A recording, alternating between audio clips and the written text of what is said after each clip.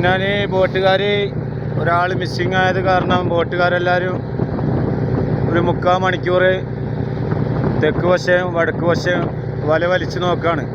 വലയിൽ അയാൾ കുടുങ്ങുമെന്നുള്ള ഒരു വിശ്വാസത്തോടു കൂടിയാണ് ആ പ്രവർത്തനം ചെയ്യാൻ വേണ്ടി മത്സ്യത്തൊഴിലാളികൾ ആഗ്രഹിക്കുന്നത്.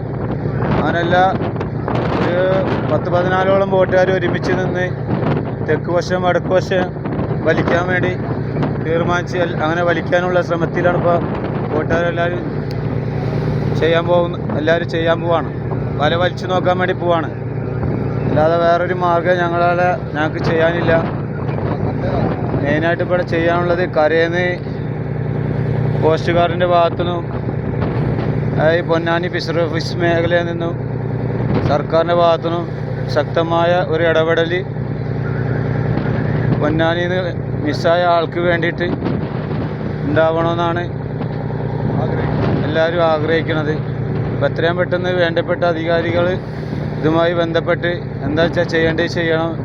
ഞങ്ങൾ വെളുപ്പിന് 3 മണിക്ക് തുടങ്ങിയതാണ് ബോട്ടുകാർ എല്ലാ മത്സ്യത്തൊഴിലാളികളും ഒരുമിച്ച് രക്ഷാപ്രവർത്തനം ചെയ്യൽ തുടങ്ങിയത്.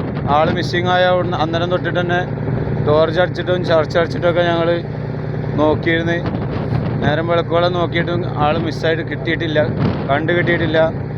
നീന്താൻ അറിയാത്തൊരു വ്യക്തിയാണെന്നാണ് പറയണത്. അപ്പോൾ എല്ലാം 30-40 ഈസ്റ്റ് ആലപ്പുഴ നേരലായിട്ട് വരും അല്ലേ? പറ ആലപ്പുഴ നേരായിട്ട് വരും. ഈസ്റ്റ് 14. ഇത് ഏത് നേരമായിട്ട് വരും സംഭവിച്ചേ? നമുക്ക് പറയാൻ പറ്റില്ല. ആലപ്പുഴ ഉച്ചനും കഴിയും.